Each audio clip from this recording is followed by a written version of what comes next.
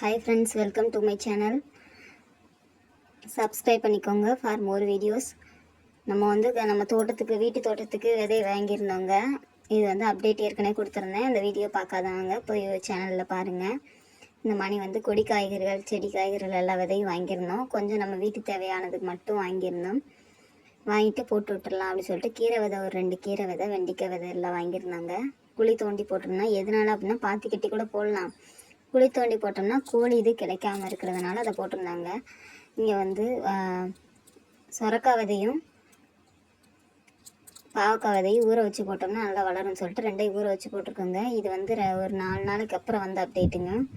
இங்கே பாருங்கள், இப்போ தான் கொஞ்சம் கொஞ்சமாக முளைப்பு வர ஆரம்பிக்குது. வீடியோ கொஞ்சம் சப்போர்ட் பண்ணுங்கள். நீங்கள் சப்போர்ட் பண்ணாமல் யார் சப்போர்ட் பண்ணுவா? புதுசாக வரவங்களுக்கு கொஞ்சம் சப்போர்ட் பண்ணுங்கள்.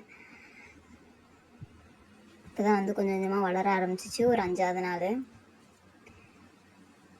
இப்போ எம்டியாக இருக்கான். இதுக்கப்புறம் சுற்றி வேலி போடலான்ற ஒரு பிளானுங்க.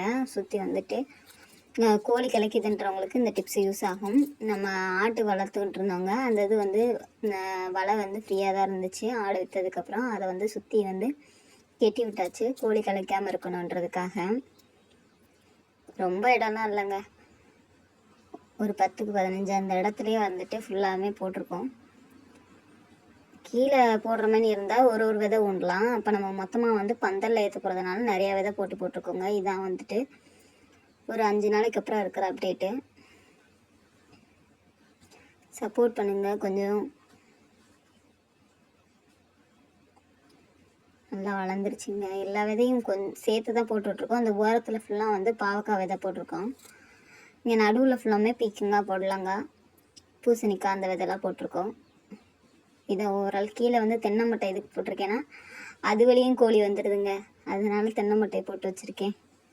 தென்னை மட்டை போட்டு கீழே பின்னி ஒரு காய் வளர்க்குறதுக்குள்ளே என்னென்ன பாடுபடுறோன்னு பாருங்கள். மாடியிலேருந்து இப்படி தாங்க இருக்குது நம்ம தோட்டம்.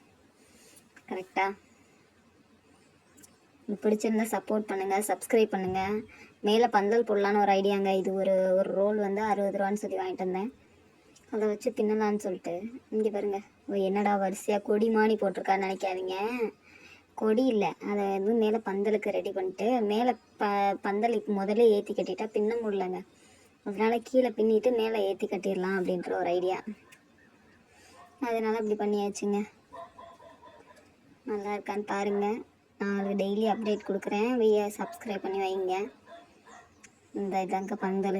நைட்டு கிளைமேட்டை பார்த்தாலே தெரியும். நைட்டு 7 மணிக்கிட்ட வரையும் பின்னிட்டு இருந்தேங்க.